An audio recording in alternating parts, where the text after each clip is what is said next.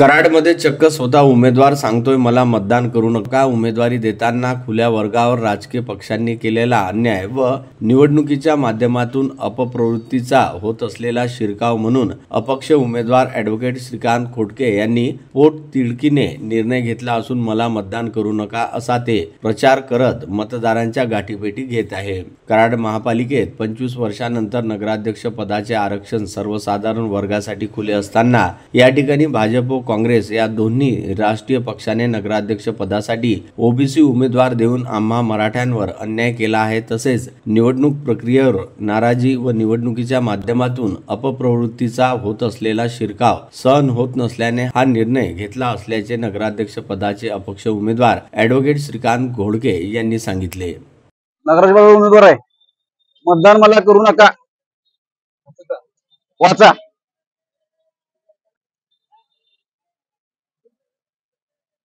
नगराध्यक्ष उमेदवार आहे, मला मतदान करू नका।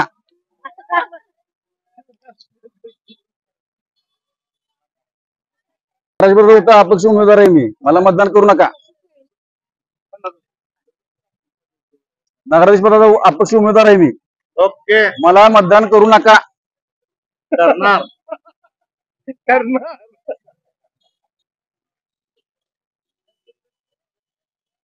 नगराध्यक्ष पदाचा अपक्ष उमेदवार आहे मी, मला मतदान करू नका।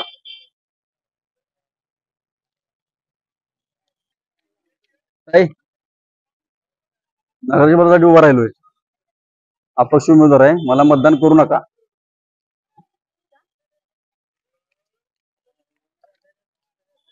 नगराध्यक्ष पदाचा उमेदवार आहे मी अपक्ष, मला मतदान करू नका।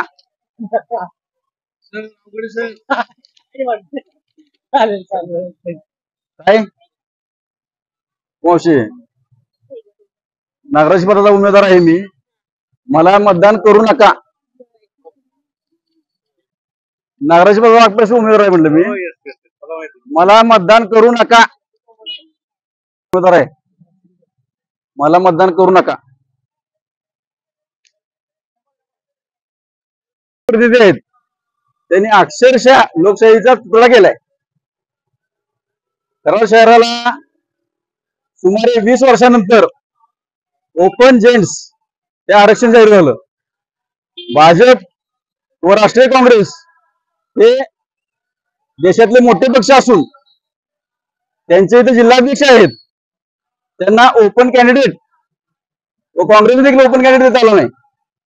ओबीसी आम्हा हिंदू मराठा लादून आमच्या एक प्रकारचा अन्याय केलेला आहे। जर पाहिलं आपण तर काहींनी सक्षम उमेदवार न देता 50 वर्षाची परंपरा मोडीत काढली।